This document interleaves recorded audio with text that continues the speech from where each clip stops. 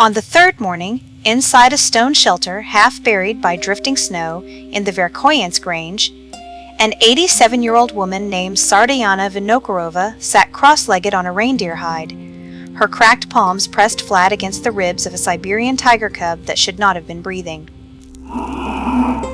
Minus 78 degrees Celsius. The thermometer outside the shelter door, a Mercury instrument, her late husband Nikolai, bolted to the frame 40 years ago, had stopped moving 2 days prior.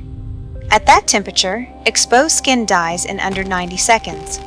Saliva freezes before it reaches the ground. The larch trees along the Yana River split open with a sound like gunshots, their sap crystallized and expanding until the trunks crack from the inside. Sardaana does not flinch at the sound. She has heard trees scream every winter of her life. The cub weighs perhaps 11 kilograms. A male, maybe 9 weeks old. His left hind leg carries a wound, deep, ragged, the edges blackened by frostbite. That tells a story. Sardaana can read as clearly as the tracks in the snow outside. Something struck this animal. Something with teeth. And whatever did it left him behind, because even predators understand arithmetic. The energy required to carry wounded prey through a storm of this magnitude exceeds the caloric return of eating it. But Sardaana carried him anyway. 200 meters through chest-deep snow, in darkness, at minus 76, with a wind chill that made the air feel closer to minus 90. Why does a woman who has survived 87 winters, who buried her husband in the permafrost 17 years ago, whose nearest neighbor lives 41 kilometers east, risk the only life she has left for an animal that cannot thank her? That question is the reason this story exists. And to answer it, we need to go back 3 days, to the hour before the storm arrived, when Sardaana Vinokurova did not yet know that something small and dying was waiting for her in the snow. 72 hours earlier, the satellite station at Oymyakon, the coldest permanently inhabited settlement on Earth, 190 kilometers southeast of Sardaana's shelter, recorded a barometric pressure drop of 14 millibars in 6 hours. Meteorologists in Yakutsk issued a Class 4 winter storm advisory. The warning traveled by shortwave radio across the Taiga, reaching herders and trappers along the frozen tributaries of the Yana and Indigirka rivers. Sardaana does not own a radio. She owns a shelter built by her husband's hands, 3 reindeer, a wood stove forged from a Soviet-era oil drum, and 90 kilograms of dried fish and preserved horse meat sealed in birch bark containers and buried in the permafrost cellar beneath her floor. The sky tells you what it wants. You only need to stop talking long enough to listen. She said this once to her nephew Yegor, the last surviving relative who still makes the journey to visit her. A 5-day trek by dog sled from the village of Batagai. Yegor had asked her why she refused to leave the tundra, even after Nikolai died, even after the reindeer herd shrank from 40 to 3, even after the winter of 2017 took the tip of her left ring finger to frostbite. Aunt, you do not have to prove anything to the cold. You have already won. I am not proving anything. I am living.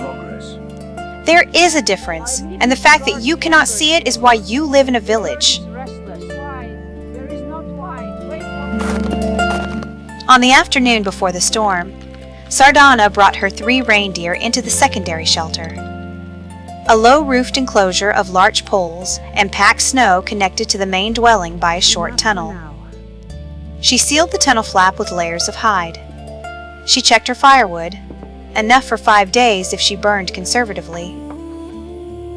She boiled water from snow and filled 4 sealskin bladders, placing 2 near the stove and 2 against her body to keep them from freezing.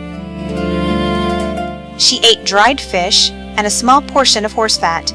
She banked the fire low and, She waited. Sardaana understands waiting the way a river understands stone. It is not passive. It is a discipline older than language. The ability to hold still while everything around you moves, to conserve heat and thought and motion until the moment when action becomes necessary. Yakut elders call it sakulin, the patience of survival. It cannot be taught. It is earned across decades of cold. The storm arrived at dusk. It did not build gradually. It struck the valley like a wall of white sound, wind speeds exceeding 130 kilometers per hour, visibility collapsing to zero in under 4 minutes. The temperature, already at minus 68, plunged further. Minus 70, minus 74. By midnight, minus 76.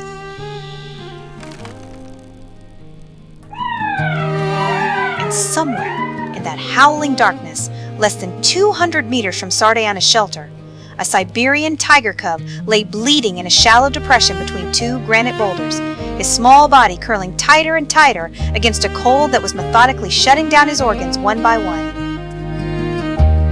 She heard it at 2:30 in the morning. Not through the walls. No sound penetrates stone and hide in a storm of that magnitude.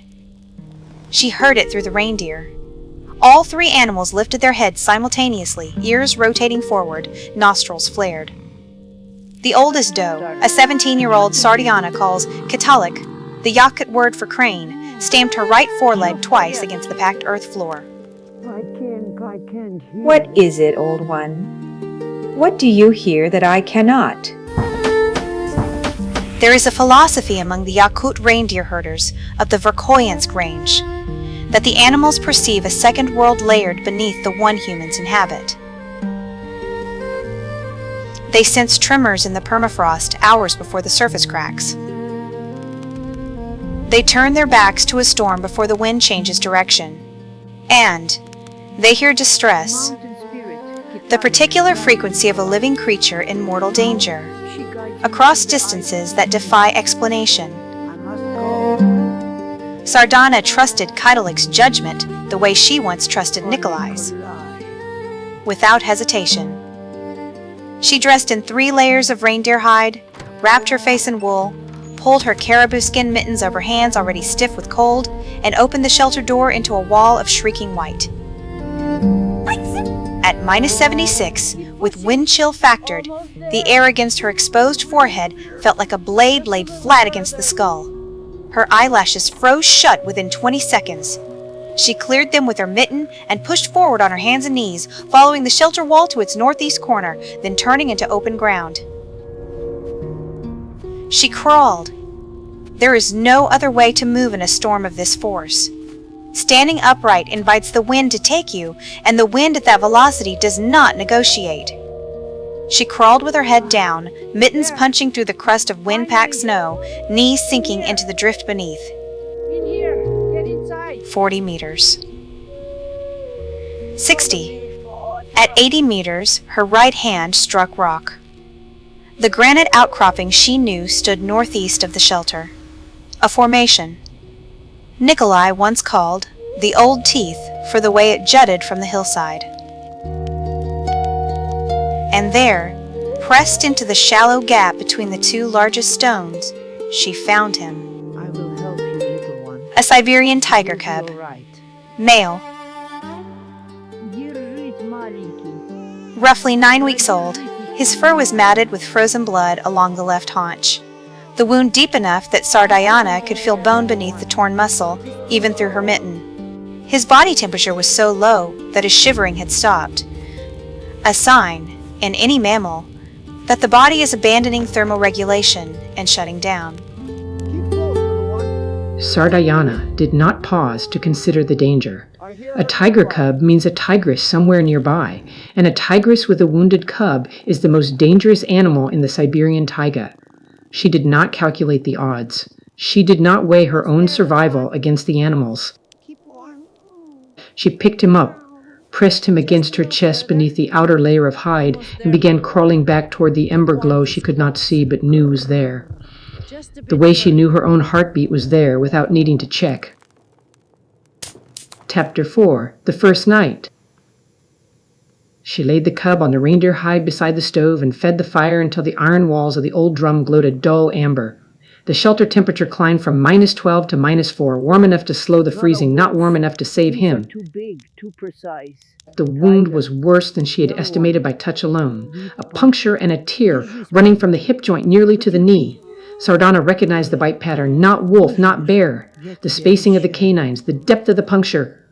This was another tiger, a territorial male most likely, who had attacked the cub either to drive the mother from his range or to eliminate a future rival. The biology of infanticide among Siberian tigers is well documented. Males kill cubs they did not sire. It is not cruelty. It is mathematics written in instinct. Eliminate the competitor's genes. Trigger the female's return to estrus. Propagate your own line. Nature does not assign moral weight to survival strategies. You are But here. Sardaana Vinokurova is not interested in nature's mathematics. You are here now. That is enough. She cleaned the wound with warm water and packed it with a poultice of dried yarrow and rendered reindeer fat, a treatment she learned from her mother, who learned it from hers, passed down through generations of women who healed what the tundra broke. She bound the leg with strips torn from an old wool blanket, pulling the edges of the wound together as tightly as the swollen tissue allowed. The cub did not resist. He was too far into hypothermia to fight. His eyes, half open, reflected the firelight in flat gold discs that did not track or focus. His breathing was shallow. 8 breaths per minute, Sardaana counted, where a healthy cub should take 20. She did what she had done for every dying animal she had ever held in 87 years of life on the permafrost. She lay down beside him, pressed her body against his, and gave him her heat. Consider what this means. At her age, Sardaana's body generates less metabolic warmth than it did at 20 or 40 or 60. Every calorie she surrenders to the cub is a calorie subtracted from her own survival margin. In the calculus of endurance, she is spending a currency she cannot afford to lose. She spent it anyway. She spent it the way she has always spent everything, completely, without reservation, and without the expectation of return. Outside, the storm showed no sign of relenting. The wind screamed across the Verkhoyansk range at 140 kilometers per hour. Snow accumulated against the shelter door at a rate of 12 centimeters per hour. The temperature held at -78. Sardaana did not sleep. She placed her hand on the cub's ribs and counted his breaths through the night, adjusting her position each time his body temperature dropped, feeding the stove each time the fire dimmed. 12 times she rose to add wood. 12 times she returned to the hide and pressed herself against the small, failing body beside her. The vigil had begun. By the middle of the second day, the firewood supply had crossed a threshold Sardaana knew well. At the current rate of burning, she had enough fuel for 36 more hours.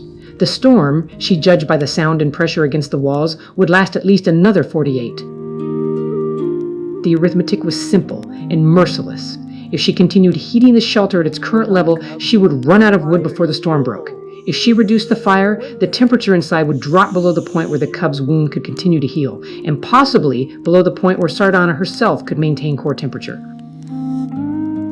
There is a concept in Yakut survival philosophy that has no clean translation into English. The word is kaistik, and it describes the moment when a person must choose between 2 forms of dying, the death that comes from acting and the death that comes from failing to act. It is not a choice between life and death.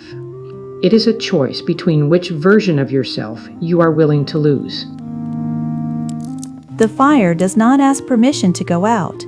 You ask permission to keep it alive.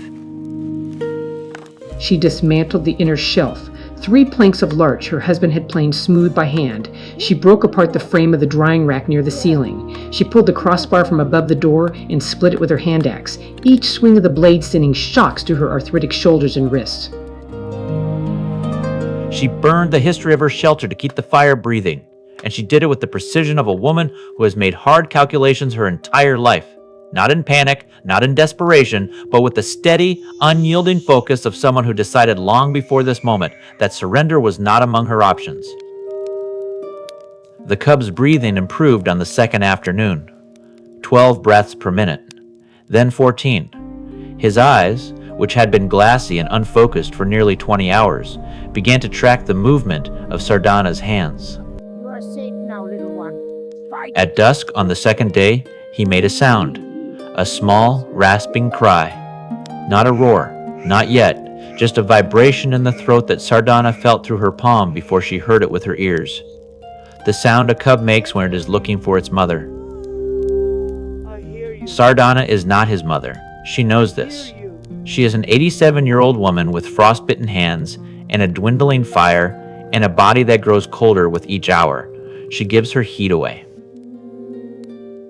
She answered him anyway.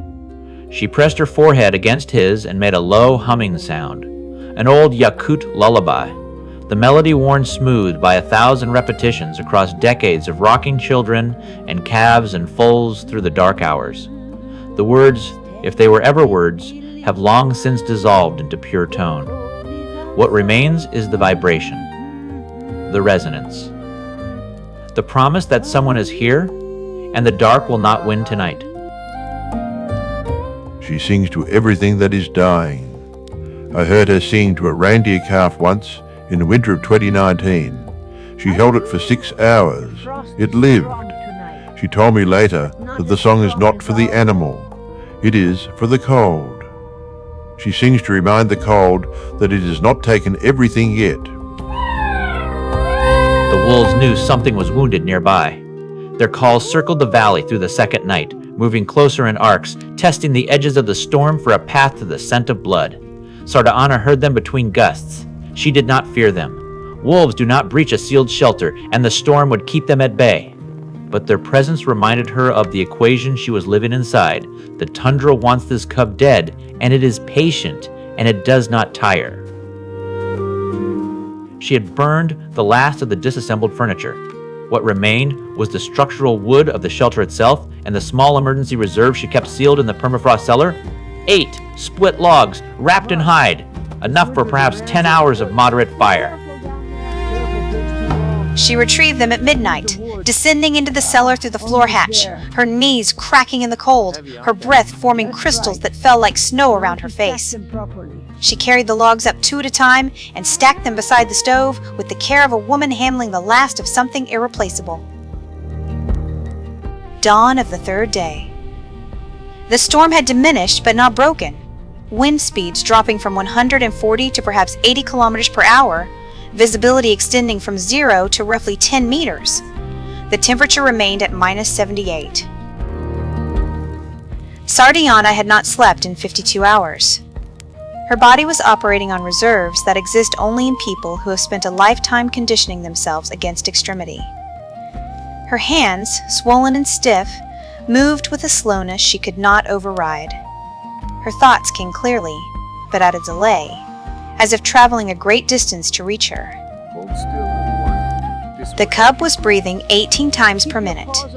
His eyes were open and bright. When Sardaana changed the poultice on his leg, the 4th dressing change in 3 days, he growled. Softly, almost inaudibly, but it was a growl. A sound made by an animal that intends to live. She had given him everything. Her warmth, her wood, her sleeplessness, her food. She had chewed dried fish into paste and placed it in his mouth with her fingers, and he had swallowed. And each swallow felt like a victory pulled from the throat of the storm itself. And now, the fire was dying. The last log sat in the stove, its edges glowing amber, its core already collapsing into ash. There was no more wood. There was no more furniture to break. There was only the shelter walls, and if she burned those, there was nothing between her body and minus 78 degrees of open air. She sat beside the stove and placed her hand on the cub's ribs. 18 breaths. She counted them the way a woman counts prayer beads. each one a proof that the universe is not yet finished with this small life. The ember dimmed. Sardaana closed her eyes. And then, so quietly that she almost missed it beneath the wind.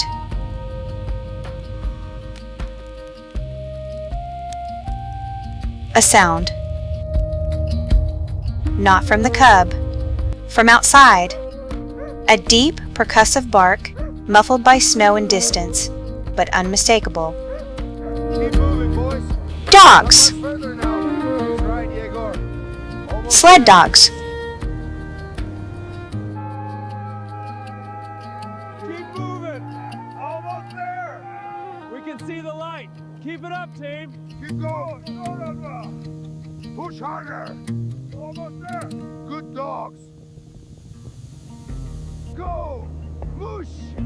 Keep moving. Faster. Faster. Keep. Pusk. Bayan. Faster. We're almost home. We're here. Yegor.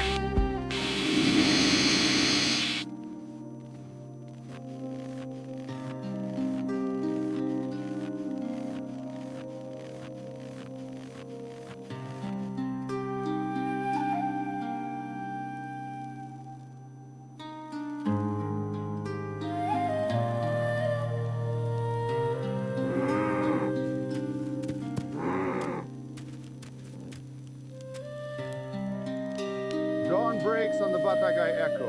Clear skies mock the storm to come. The sled is laden, the larch framed, the debt remains. I did not know about the storm when I left. I did not know about the cub. I only knew that she was alone, and winter is no place to be alone. I brought firewood. 40 kilograms of split birch on the sled. When I reached the shelter and she opened the door, I saw her face first. The exhaustion, the frostbite on her nose and cheeks. And then I saw the Taiga on the floor behind her, wrapped in her blankets, breathing. And she looked at me the way she always looks at me, as if I was exactly on time, as if she had been expecting me, as if the world delivers what it owes precisely when the debt comes due. Yegor fed the stove. He boiled water. He dressed Sardaana's frostbitten fingers with the salve he carried in his pack. And he knelt beside the tiger cub and watched it breathe. 18 breaths per minute, steady and strong, each one a small defiance of everything the tundra had spent 3 days trying to accomplish. Chapter 7. What Remains.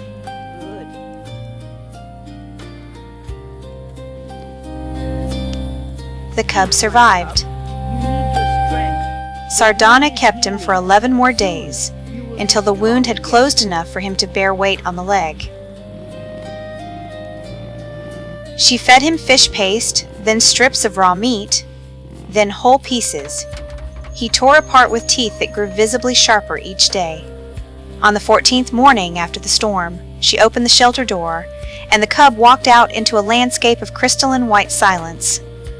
Minus 52 degrees, practically mild by the standards of what he had endured, and stood at the edge of the tree line for a long time, his breath rising in twin columns from his nostrils, his golden eyes scanning the distance for something Sardaana could not see.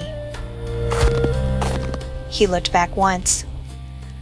Then he moved into the larches and was gone.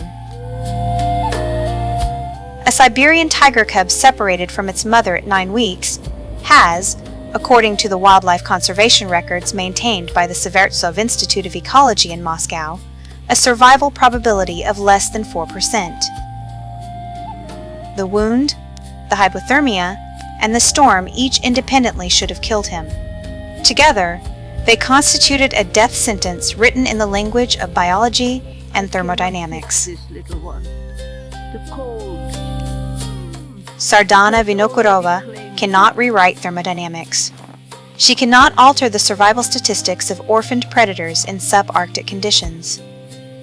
She is an 87-year-old woman with arthritic hands and a shelter missing half its furniture. What she can do, what she has always done, is refuse to let the cold have the final word. There is a question worth asking, and it is the same question that was present on the third morning, when Sardaana sat cross-legged on a reindeer hide, with her palms pressed flat against the ribs of an animal that should not have been breathing. Why does she do it? Why does a woman with nothing left to prove and no one watching spend everything she has to keep one small life from going out? Yegor asked her this once. On the last night of his visit, as they sat beside the stove drinking tea brewed from dried herbs, Sardaana keeps in a birch container on the shelf. Yegor rebuilt to replace the one she burned.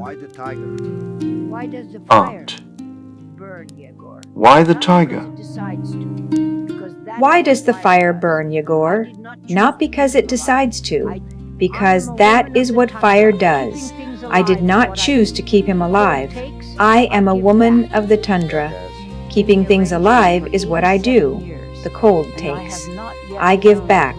That has been the arrangement for 87 years, and I have not yet found a reason to break it. Minus 78 degrees. The kind of cold that cracks stone and silences rivers and drives every warm-blooded creature into the mathematics of survival. And in the middle of it, in a shelter half buried by snow in the Verkhoyansk range, an 87-year-old woman with cracked palms and a dwindling fire chose to press her hands against the ribs of a dying cub and count his breath through the dark. She has survived 87 winters. She did not lose this one.